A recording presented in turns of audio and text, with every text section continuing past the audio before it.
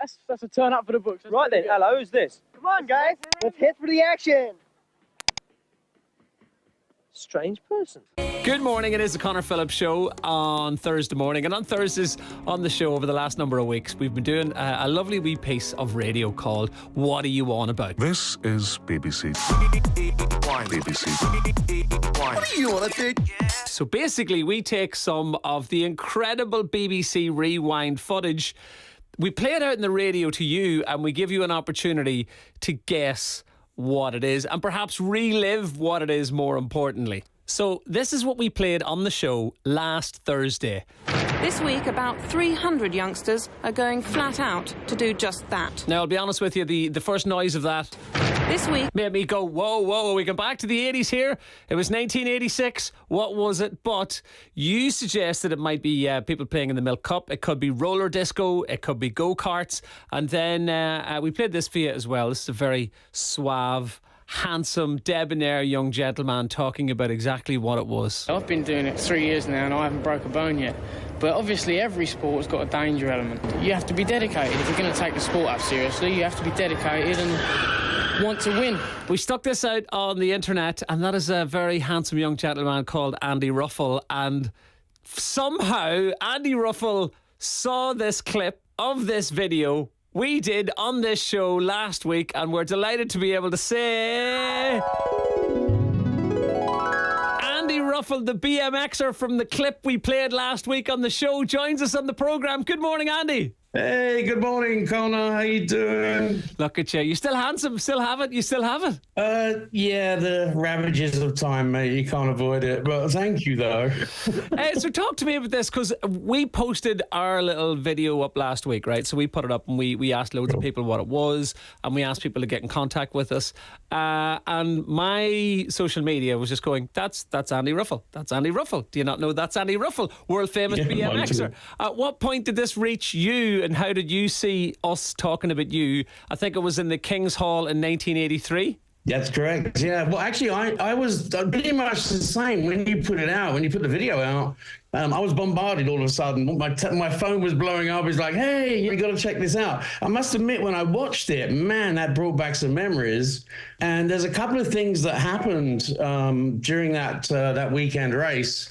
I have to confirm that Liz Jensen, who was the journalist in that clip, is definitely the bravest journalist in the world. Shall I tell you why? Well, all the clip shows us, right, and it's on BBC Rewind if anyone wants to go and have a look at it, right, is her in her full reporting attire, ankle-length skirt, right, really amazingly done. We're talking 1980s permed hair here, if that's the right term. Yeah.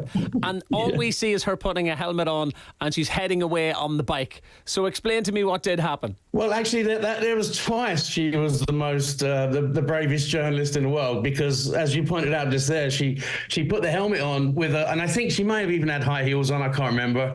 And then she rode over this big ramp, and she made it. It was amazing. Everybody thought she was going to fall off. But once I saw that clip, I remembered that one of the things I did that weekend was I actually got the world record for bunny hopping. That means jumping over stuff without a ramp, right? So I did 36 people laying on the ground together, right? And it's big distance. It's like 30 feet or so. And when it came time to do the final jump to break the record, Liz, bless her, volunteered to go on the end of the line of these 36 people. She was on the end. I mean, she was so brave. And then, I mean, luckily I made the jump. But if anything had gone wrong, I basically would have landed on top of her. So she was really brave. She was really lovely too. We got on really well that weekend. It was great. This is amazing. Right? This is so good to know that these things happen literally just up the road from where I am at the moment. Talk me through sort of your life then, if you will, right? Because sure. I watched the clip last week, and then I started looking back at other clips last week. Like, this was huge. You were huge. Like, people were coming from all round to see Andy Ruffell on his BMX bike. People were coming from all over the world to see you. Yeah, sure. I mean, it was a wild time, I have to be honest. 1982, 3, 4, 5 even, I guess. It was like being a pop star. I did a lot of TV as well. So I hosted a local BMX meet, which is every Saturday morning on ITV. I did a lot of different shows, and it was a bit crazy. And then as part of my contract, I got the biggest contract ever for a cyclist way back in 1985, I guess, or 1984. And I used to basically travel the world doing shows. Right. So, I'd do some shows in England. We'd get 3,000 or 4,000 people show up at a bike shop. And actually, I did a couple of tours of Northern Ireland in 83, 84. And it was amazing. We used to get 1,000 kids show up. And believe me, that's a lot of autographs after the show. And believe me, when an Englishman says to you he's done a couple of tours in Northern Ireland in 1984, we don't normally mean with the BMX. So fair play to you. It's nice to have something very different on this. So, hey, that's right. I should know better. Yeah, you're right. I have got a man behind the glass who has been to see you at a community centre all those years ago and youth clubs. When you were here, you did the full tour of everything, and people have contacted to say, I remember the English BMX lad who used to come over. So the memory of this still lives on, and it's why we do this on this show. So are you still involved in BMX in any way? And how long did that contract you got in 1986, the biggest contract anyone ever had, how long did that last? Because a man has to make a living. Yeah, sure. I mean, I did very well, actually, from a very young age. So I was traveling the world by the time I was 15.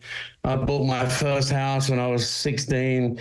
In 85, I did a big contract. But to be honest, from 86, I was kind of a bit burnt out. BMX tailed off a bit, and I'd done a lot of stuff in front of the camera, so I decided it was time.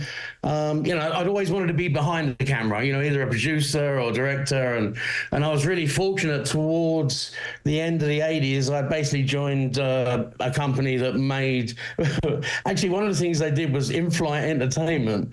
So I ended up spending 2 or 3 years traveling the world again, making programming for British Airways. And then actually I went on. I've always been involved in music in some way. So I actually co-founded the Mobo Awards in, I guess that was 95 or 96. And in 2000, I left, started another award show called the Dance Star Awards, and took that to America. And that's basically when I moved to America, I guess in 2000 or 1999. And I've been in America ever since, making music videos. So yeah, lots of different things. It's been a hell of a life. But if it weren't for BMX, none of it would have happened. And I'd never have met you, Connor. There we go. The most important thing. But here, look, I was going to ask you, the way they say they use the analogy for anything that it always stays in your mind. It's like riding a bike. So to you, can you is doing the tricks like riding a bike? Well, okay, 2 things to that. Firstly, I ended up in A&E because I was trying to. Well, one of the things I invented, actually, I think in like 1981, 1982, was an aerial 360. I think it's on that clip I did over the tabletop. So of course, a couple of years ago, I thought it'd be a good idea to try that and see whether it's really true that you never forget. But you do forget aerial 360s. Riding the bike obviously was easy. But actually one of the things that was interesting about that, I actually filmed it, and I've got a YouTube channel called Stuntabiker.com, and I put it up on there, and it did like, what, million views or something. So yeah, I learned a lot about YouTube as well. But yeah, so it's great, but it's like the BMX bikes is not something I feel like I want to do now. I mean, I'm 57 now. But riding mountain bikes, I almost wish I did that as well when I was younger. So it's like it's only the last couple of years I've actually ridden a mountain bike, and I'm loving it. Well, look, thank you so much for coming on. Playing the clip last week, there was so many people who contacted us going, that's the guy who used to wake us up on Saturday mornings on Kids TV. That's the guy who used to be on Kids TV on ITV. People contacting us saying they remember it. They remember the suits and the outfits you wore, and the bikes and the sponsorships, and more importantly, they remembered that day in 1983 in the King's Hall.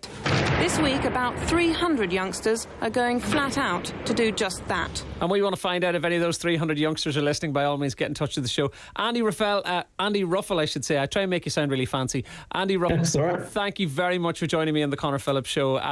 Stay safe, my friend. Stay off those BMX. And you.